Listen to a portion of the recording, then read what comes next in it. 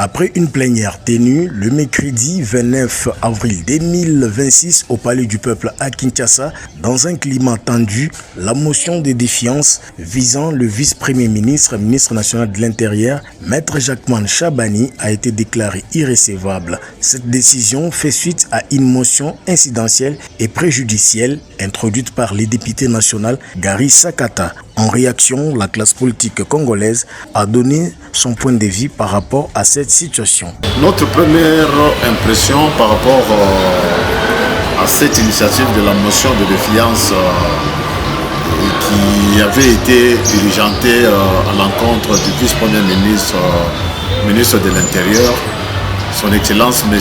Jacquemain Chabani, non seulement cela est un motif de joie, comme nous avons eu à les déplorer ou à les dénoncer dans nos interventions précédentes. Vous comprenez, c'est une preuve de plus que notre classe politique, dans sa majorité d'ailleurs, elle acquise une véritable ou une totale absence de la culture politique. En tout cas, c'est l'impression ou c'est l'attitude que nous adoptons par rapport à cette démarche qui, au préalable, était déjà biaisée. Et nous ne pouvons que féliciter tous ceux qui ont milité pour que une telle motion inopportune soit très rapidement déclassée et mise dans les tiroirs, donc rejetée totalement.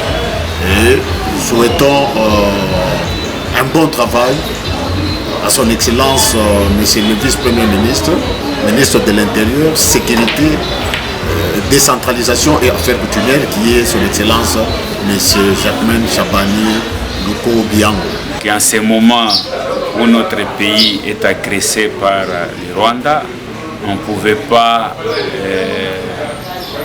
déposer une motion pour destituer un membre du gouvernement en ce moment ici. Il est vrai que les députés ont le droit de faire les démarches selon les règlements d'ordre intérieur. Cela a été respecté, mais il s'est fait que les pétitionnaires n'avaient pas respecté convenablement les règles du jeu.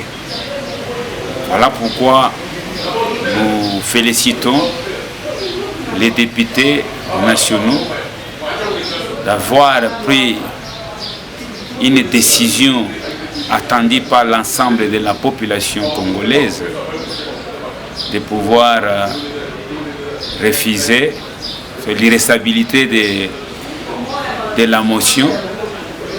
Ça vraiment un coup de chapeau et nous leur demandons de continuer dans le même élan, de travailler dur pour l'intégrité de notre nation.